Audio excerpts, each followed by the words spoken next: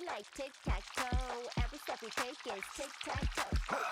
I like it like This dish is a spicy chicken stew that Koreans truly love. It takes less than 20 minutes to make, but thanks to the spicy rich broth and the tender chicken and potatoes, once you try it, you'll really love it too. Hi everyone, I'm Ho-seok, living in Korea. Today, I'm going to make dakdoritang, a dish that's not very well known overseas, but if you ask Koreans to name their favorite foods, it definitely ranks in the top 10. Dakdoritang is a Korean-style spicy chicken stew. This dish only takes about 15 minutes to make, uses just a few ingredients, and is really easy, so you should be able to make it without any trouble. Dice 2 potatoes and 1 onion.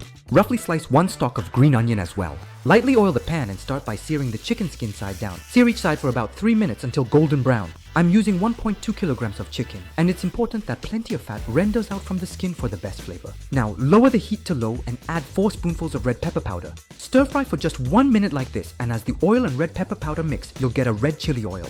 This is how you get a delicious red broth. Now add 50 milliliters of soy sauce. Finally chop 20 grams of garlic and add it in, then pour in 450 milliliters of water. Now, set the heat to medium and add 20 grams of sugar, 25 milliliters of cooking wine, and 16 grams of gochujang. This Korean kelp isn't a mandatory ingredient, but if you add it to meat dishes, it really boosts the umami flavor. Finally, add 8 grams of chicken stock. Mix well until the gochujang is completely dissolved, then add the potatoes, onions, and green onions, leaving just a little bit aside.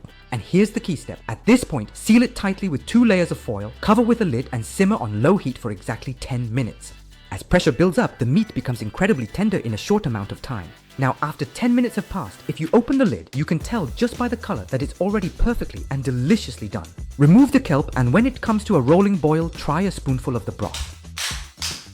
In Korea, we eat this dakdoritang together with plain white rice like this. Even the breast meat isn't dry at all. It's so tender, but wow, if you go for the drumsticks, you might end up fighting over them. It's chewy yet tender, and the seasoning has soaked in perfectly. Korean dishes like bulgogi and bibimbap are really popular, but once you try this, you'll think it's the best.